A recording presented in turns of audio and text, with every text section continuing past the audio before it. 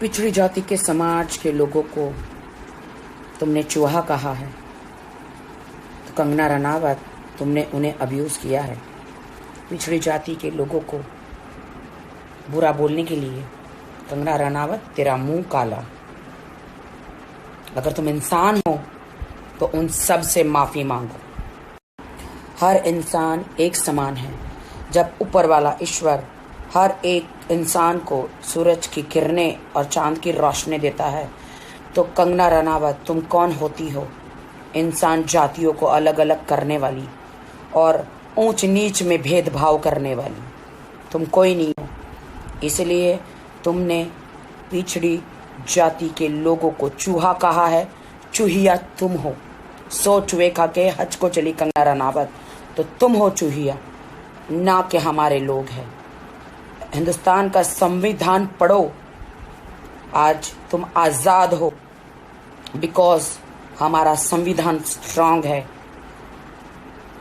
Doctor Baba Saheb Ambedkar जी ने जो नेक काम किए हैं, जो संविधान को लाए हैं, जो बदला है, वो कोई नहीं कर सकता।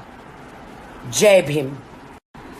पुराने ज़माने में औरतें हस्बैंड के मर जाने के बाद सती की जाती थी, उनके बाल निकाल दिए जाते थे। आज तुम आज़ाद हो क्योंकि हमारे लिए संविधान है।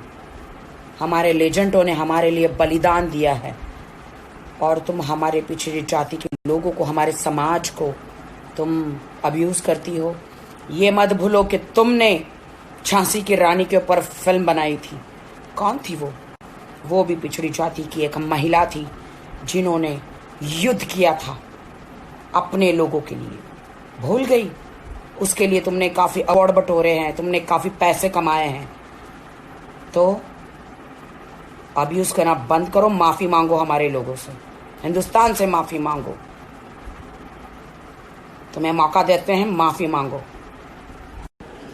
तुम्हें सिर्फ अधिकार है नेपोटिज्म और सुशांत की न्याय के बारे में आप बात करो। हिंदुस्तान के संविधान के बारे में, हिंदुस्तान के लोगों के बारे में, हिंदुस्तान के लेजेंडों के बारे में जब तुम्हें पता नहीं है तो उसके बारे में बात मत करो तुम, ठीक है? तुम आरक्षण को ख़त्म करना चाहती हो, तुम संविधान को बदलना चाहती हो। तुम जैसे लोगों का मुंह काला हो और हम जैसे लोग ये नहीं होने देंगे। हम देश के साथ हैं। कंगना सावित्रीबाई फुले जी को आप जानती हो कि नहीं मुझे नहीं पता, बट इस देश में सबसे पहले जो महिलाओं के लिए स्कूल है उन्होंने खोला था। तो आज तुम पढ़ लिख कर इतना चबड़ करती हो, तो तुम्हें उन्हें धन्यवाद देना चाहिए, उनकी आरती उतारनी चाहिए, उनको पूजा करनी चाहिए। क्योंकि पिछले ज़माने जो पहले हुआ करता था कि औरत विधवा हो जाती तो उन्हें कोने में बिठा दिया जाता था, उनका खाना पीना अलग हुआ करता था, उनके बाल मुंडवा दिए जाते थे, उनको सती कर दिया जाता था। औरतों के लिए कोई भी सुविधाएं नहीं थी। तो इनका शुक्रगुजार करो कि आज तुम आज़ाद हो। सब फीमेलें आज़ाद है। इतिहास पढ़ो। अगर दिमाग में बुद्धि काम नहीं कर रही है, इतिहास पढ़ोगे तो पता चल जाएगा कि सावित्रीबाई फुले जी ने कितने अच्छे काम किए।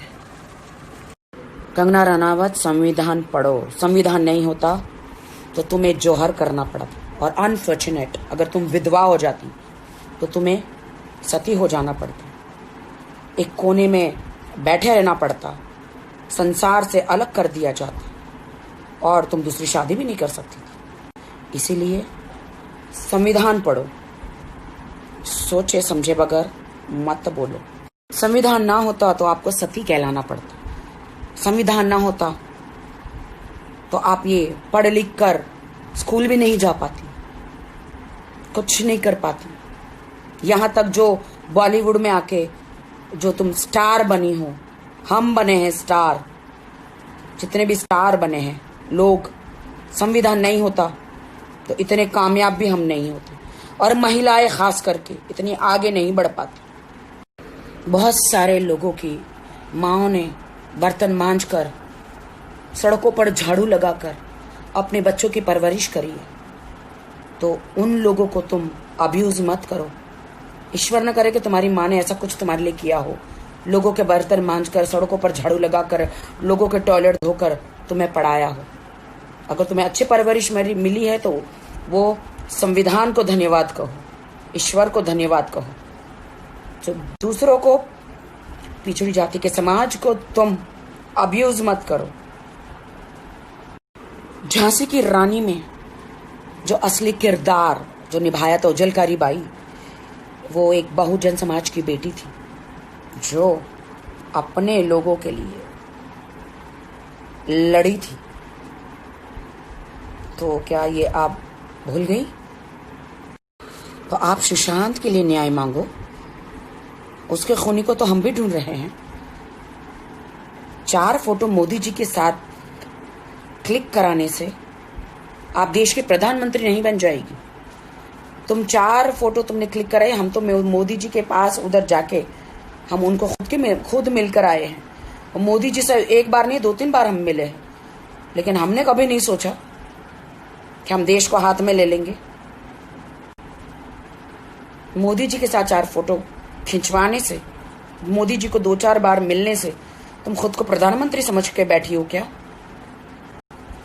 गलतफहमी में जीना बंद करो कंगना रनावत।